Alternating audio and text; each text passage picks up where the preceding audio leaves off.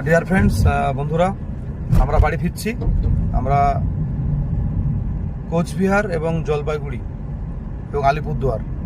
তো জলপাইগুড়ি থেকে কোচবিহার, কোচবিহার থেকে আলিপুরদুয়ার দিয়ে আমরা মালঙ্গি লজে ছিলাম। ওখানে একটা ফরেস্টের মধ্যে ছিল, দিয়ে আমরা বাড়ি ফিরছি। তো সব থেকে গুরুত্বপূর্ণ যেটা ঘটনা ঘটেছে আর কি, সেটা হচ্ছে যে মাধ্যমিকে প্রথম যেটা আমার সত্যি ইচ্ছা ছিল, বলা না ইচ্ছা থাকলে মানুষের পূরণ হয়। আমার যেদিন থেকে চন্দ্রচূড় ফার্স্টের ওর ইন্টারভিউগুলো বেরোচ্ছে বিভিন্ন সোশ্যাল মাধ্যমে, আমার তখন ইচ্ছা ছিল যে চন্দ্রচূড় সেনের আমি দেবো আর কি, নেবো ইন্টারভিউটা আর কি, খুব মনের ইচ্ছা ছিল আর কি। তো অনেক ফোন নম্বর জোগাড় থেকে অনেক কিছু করার পর অবশেষে সেই স্বপ্ন পূরণ হয়েছে।